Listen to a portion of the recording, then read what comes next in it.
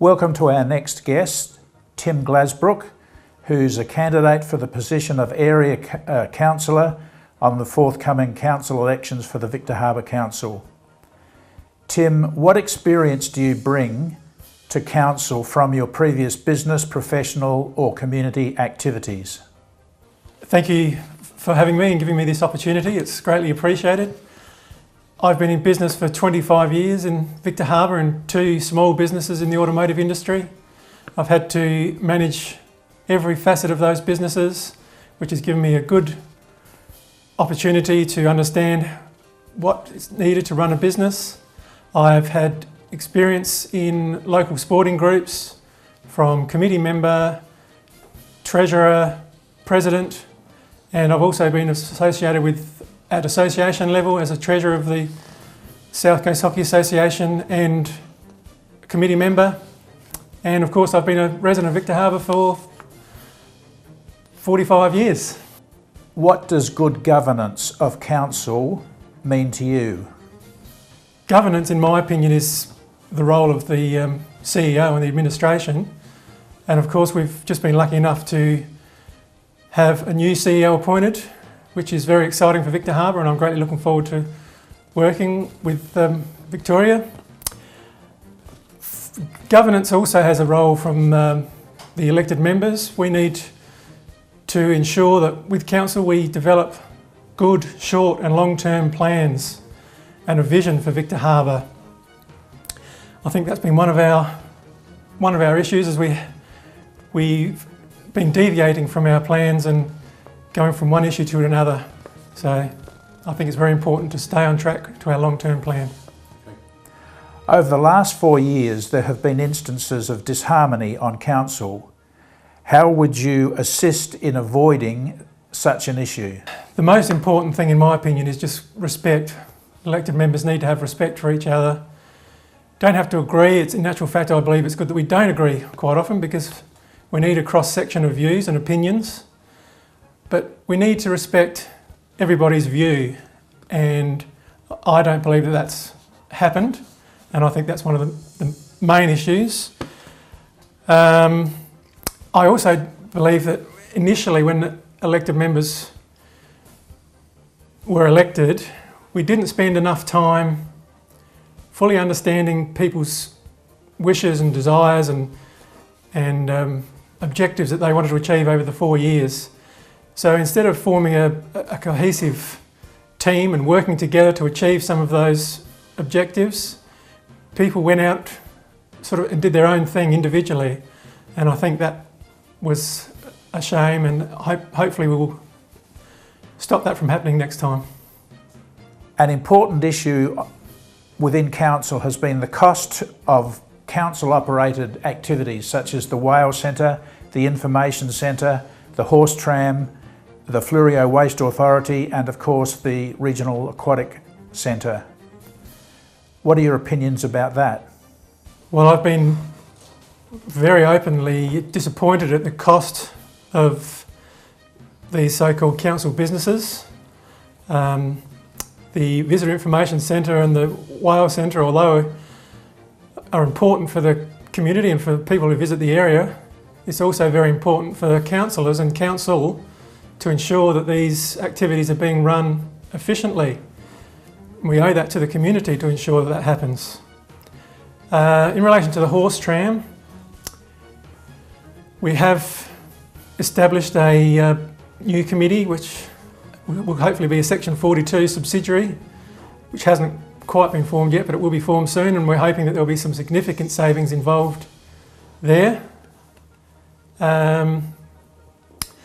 As far as the Waste Authority goes, I have been the representative of council on the Waste Authority board. I believe that the Waste Authority has performed well.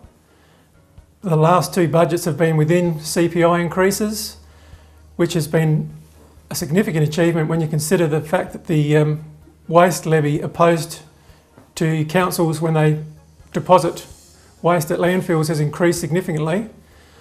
So personally, I believe that the Waste Authority has been running well. The pool is another issue which again, is a wonderful facility, and we're very, very lucky to have it, and I'm not putting that down at all, but it's the same situation with the Information Centre and the Whale Centre. We owe it to the community to ensure that these facilities are being run efficiently, and I believe that there could be some improvements. Council rates are a hot topic in the community. What are your opinions about the issues of rate rises and rate capping? Well, rate capping was one of my stands at the last election. I was very much in favour of keeping our rate increases in line with CPI, and I still believe that that's very important, and so in principle I support rate capping, although it's a very, very complex issue, and it's not just as simple as we can't put the rates up. We need to be very, very diligent in the way that we run our budget and we run our business, which the council is a business, because if we want to keep rates within CPI, we need to consider every decision that we make. So every new service or every new thing that council has to provide in the future has to be paid for. And so if you don't wish to put rates up, we need to find other efficiencies or look at services that we're providing now and consider if those services are as important as the new service that we wish. So it's very, very important to me. The community has said very loudly and very clearly to me that they don't want the rates to go up anymore, and our rates are above average for the state. So it's very important, but it's going to be a very difficult task, and I'm looking forward to the challenge. What's your view about the current structure and operation of committees within council?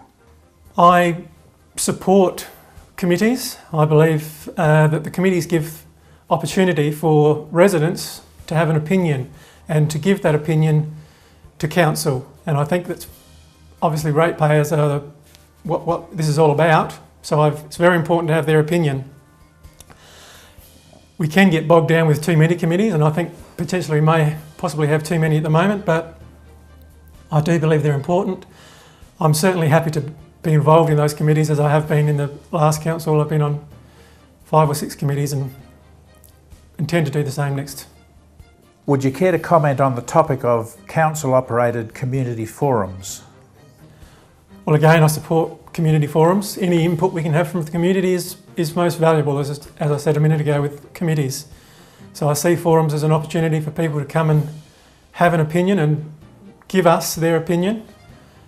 So I support them, and will support them in the future. I've also supported quite intensively our listening posts that we have had this term outside of the post office and at Woolies, and they're also a great way of receiving feedback from the community.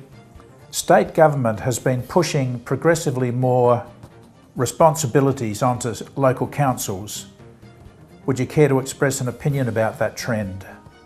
Well, that certainly has been an issue over the last couple of budgets with council, and it's a big issue. If state government is expecting councils to retain their rate increases in line with CPI, they also have to be prepared to not give us more of their work, or if they do give us more of their work, they need to fund them.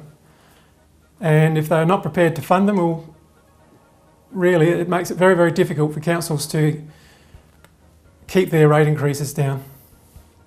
Building development and control is now regulated by a panel on which elected members have a reduced role. How do you feel about that? I actually agree with it. We do have one member on that committee.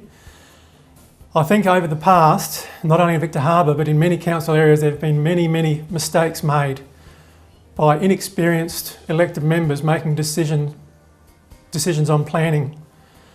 So I think it's important that we have qualified, independent people making these decisions, but I also feel it's important to have an elected member on these committees to put the local or the community perspective across. Tim, could you please provide a brief summary of reasons why people should vote for you at the forthcoming November council elections.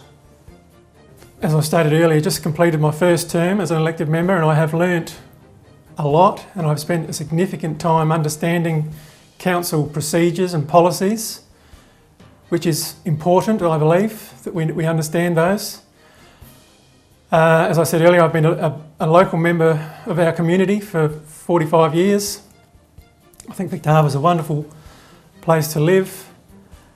I'm very, very committed to trying to help council maintain its budget and its efficiencies so that we can keep our rate increases to within CPI. I believe it's very important, and it's something that I'm very, very concerned about.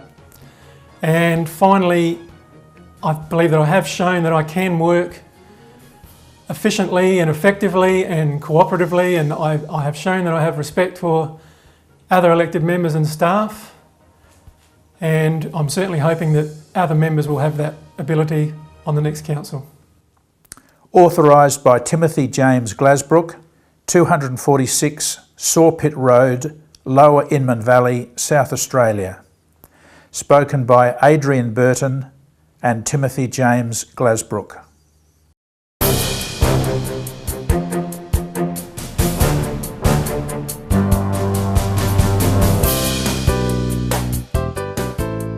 South Coast Television, your community, your voice.